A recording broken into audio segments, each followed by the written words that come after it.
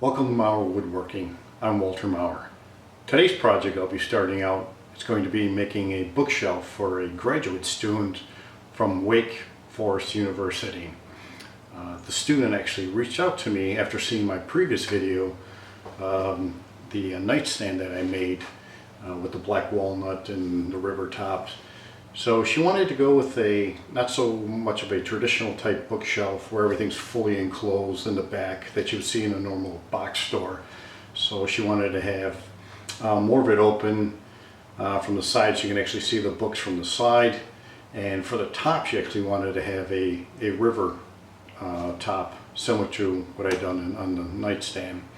So she decided to go with the black walnut and also use a purple resin for the epoxy. So that's going to turn out really nice. Okay, here's a close-up of the wood that I'll be using for this project. I got a few other pieces, you know, I may or may not use these individual ones, but this all came from one tree, so that'll be nice. The grains will be the same, and it's really nice wood. Okay, what I'm going to show you here is how I cut off the edges, basically the bark. This is yet another piece of wood that I have. I showed you two that were outside, and the third one was for the top, but basically it's from the same tree. And what we're going to do is literally just mark this off and just get a rough cut off here, because obviously I don't need the live edge of it.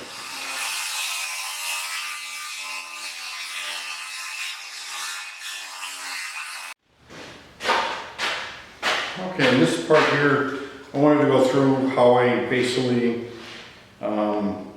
select what section of the wood that I'll use for when I'm going to pour epoxy.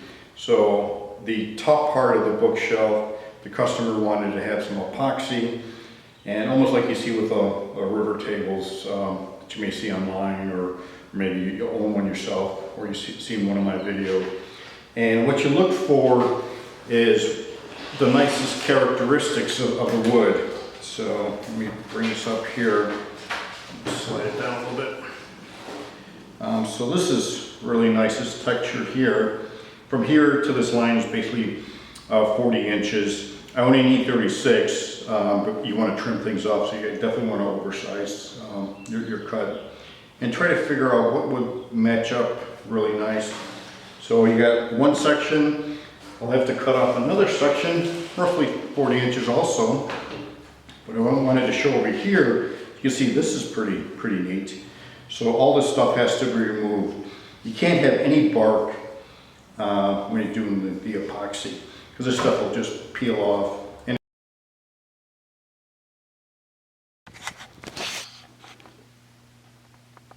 okay, now I want to go through the process how I actually lay out and see what works the best as far as how much epoxy I want to have relative to how much wood there's going to be.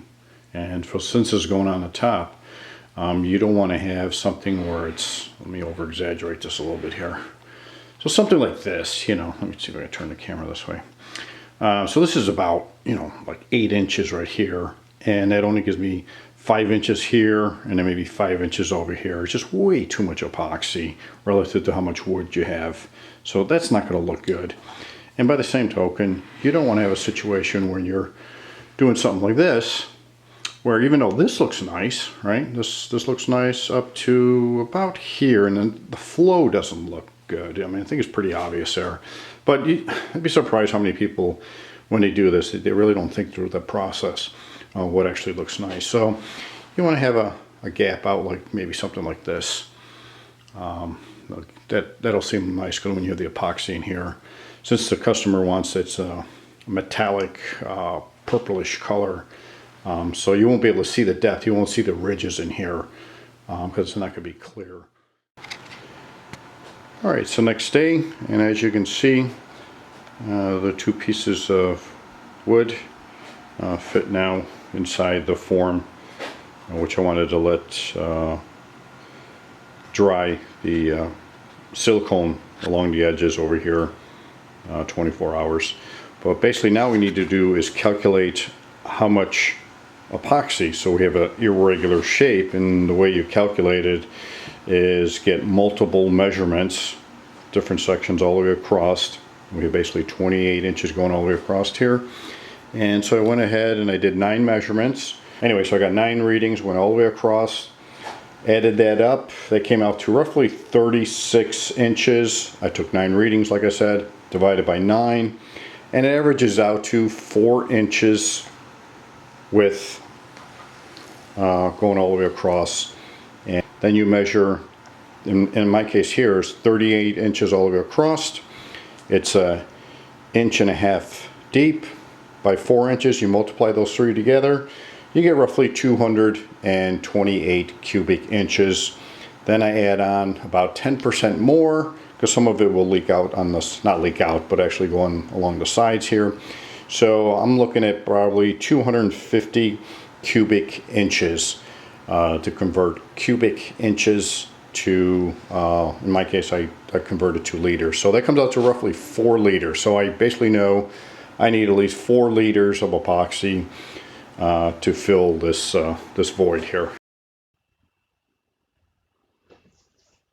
All right, now I'm going to go through the preparation for the epoxy, the stuff that I use. So you start out with a respirator, protective gloves, paddle wheel, stir stick to use to scrape the containers, get all the material out. I also use a variable speed drill, which I attach the paddle wheel, as you can see in the bottom right hand corner, to mix everything. But let's go back on the top. You mix everything to a bigger bucket. So you want to mix your epoxy, which I'm going to be using liquid glass, and you got 2 parts for this one. There's a part A with the white cap and part B, which is the black cap. And we're going to be using black diamond purple. And it looks blue on the screen, but it's actually purple. I'm not sure why that is coming out that color. But anyways, so there's part A goes in there.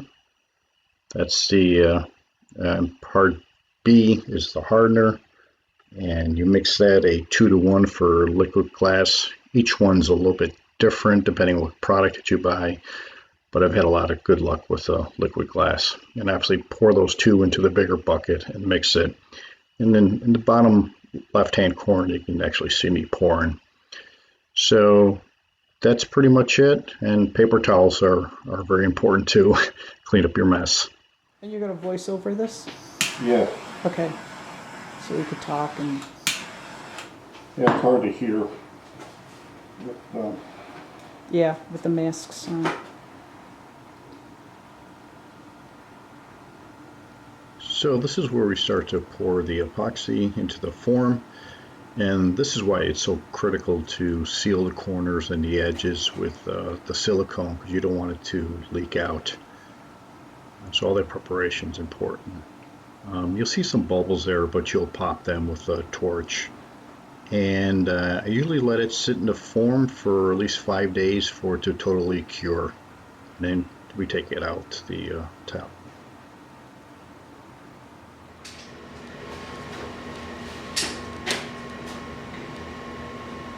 Okay, this is plenty of time to dry. Take off the form here.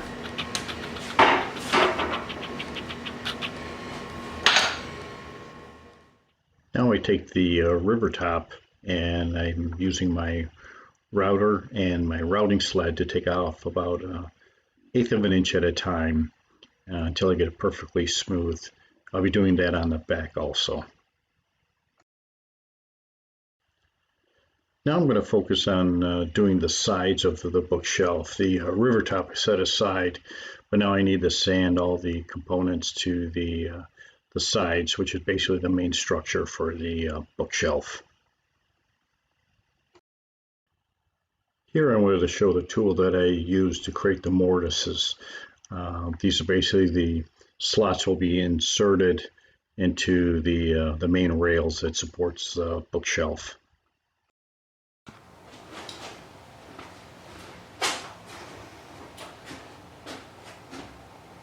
Okay, now we're to go into the glue process. I got going to be gluing this, fill in the glue and the mortises here, and you got the tenons right here, so this will snap right in here and combine the two together. So I'm going to fill these in all at once, and hopefully everything snaps together correctly. Okay.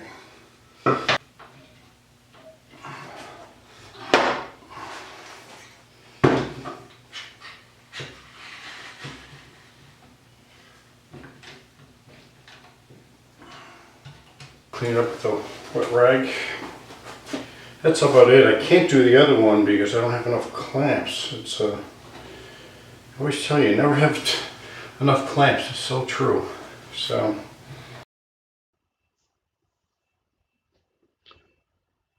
over here I'm showing how I actually create the inserts for the I guess the crosses. Strictly for facade look. It's not providing any structural support. But it's a bit tedious work, but in the end, it's going to look really nice. Just multiple measurements, going to the sander, taking a little bit off each time. Like I said, it is tedious, but it does look really nice in the end.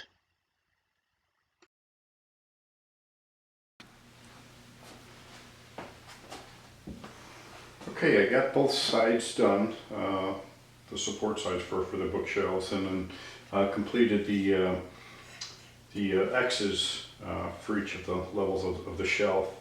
And the one thing that I wanted to do was actually fill something in here with another type of wood. And I decided to use this wood here. It's called African Badook.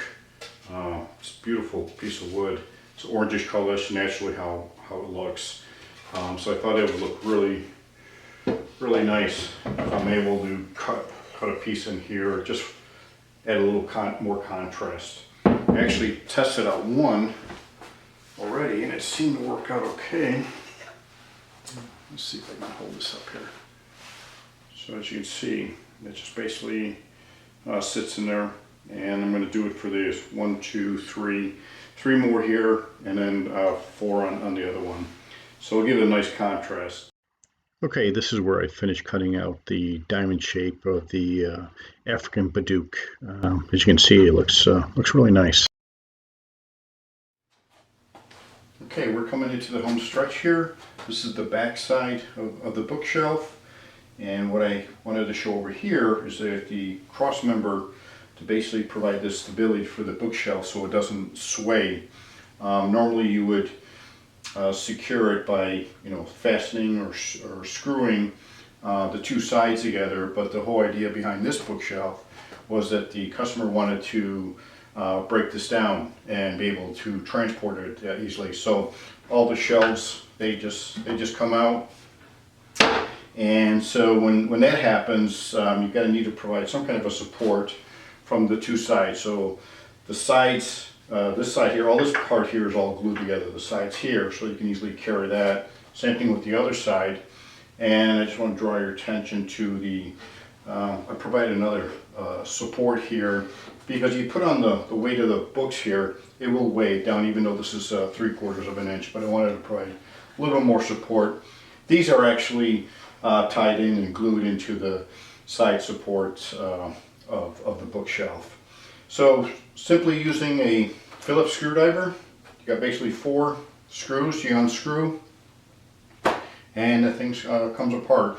The top actually pops off. I'll show that later on in a video. The last thing I want to draw your attention to is you might see these numbering. So this is basically to make sure you put the shelf with the correct side and on which level that you should put it on. Okay, what you're seeing here, this is the bottom shelf, and I had mentioned in earlier on that the bottom shelf is actually clipped in. So these are clips that are very similar that you see at the bottom of dining room tables. The idea is it'll provide the stability, as you can see here, for basically the bottom portion. You got then the cross members, which adds additional support from its swing, and then you got this fixed support. Got 2 on this side, 2 on the other side. Probably only needed 1, but I had 2 extra ones, so I just end up using it. So all you got to do is basically unclip those, and I'll do the other side. You can't see it, but literally, and then the bottom comes out. Hopefully I don't drop it. There you go. And then this is pretty much the other side, so easily for transportation. So that's basically it for that. Okay, here I'm applying the Rubio Monocoat onto the top. Unfortunately, it's a bit out of focus. Sorry about that, but I just wanted to get this part in there. And you basically apply, it's a 2-part solution, A and B. It's just a 3-to-1 ratio. You can see it on the instructions if you're using the Rubio Monocoat oil. I'm using the clear version of it, and as you can see, as you rub this against the wood there, spread it out, you can see how it gets absorbed into the wood and really brings out the richness in the wood and also the epoxy. Just wanted you to see what happens to the wood as it sits a little bit longer in the with the Rubio Monocoat. This is the first time I'm actually using this. Got some really great reviews, and I think we'll continue using it. And then what you end up doing is you let it sit for a little while. I do a little buffering here, but that may not be really necessary. What they recommend to do is just apply it on and let it sit, and then buff it out by hand. But I figure just run it a couple times back and forth should be fine. And then I just clean off the sides to get the edges. And that's pretty much it. And then you let it sit for 5 days. That's pretty much what it takes to cure. Fully cured is about 3 weeks.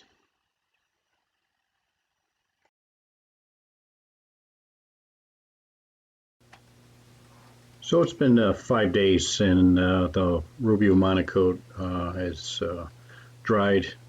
This is obviously the top. In the next video clip, I'll show the side. So obviously the wood got a little bit darker over time, but it looks terrific. Okay, now that it's fully assembled, everything is sat for now about 6 days.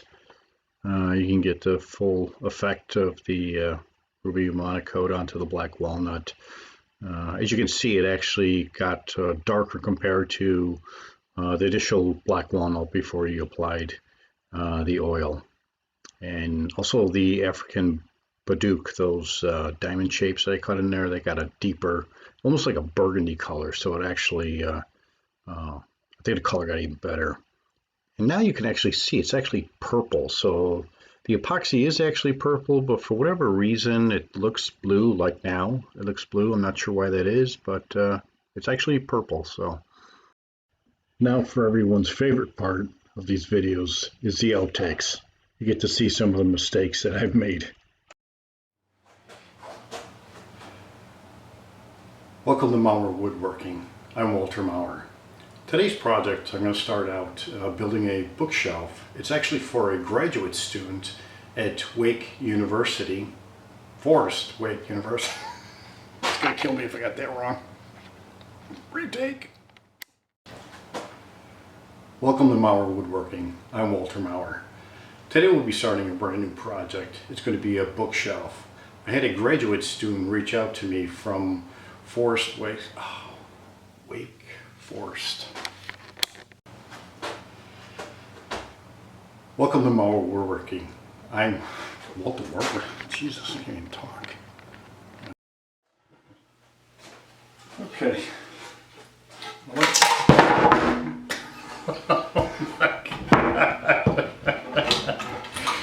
God.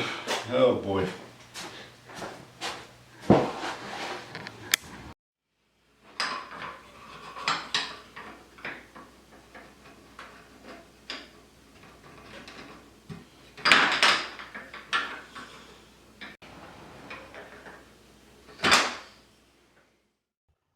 Oh man, Left the lens cap on. I gotta film everything over again. And I got the second one over there. Basically completed the X's for each of the levels of the shelf. And the next thing that I'm going to be doing is I'm actually going to fill in this triangle here with a wood called African Badook. Well, you made it through the entire video. Thank you. If you could do me a favor and hit the like button and subscribe, I'd very much appreciate that. And leave a comment. Let me know what you liked about the project and also on the video, so I can improve on the next one that I produce. Thank you so much. Bye.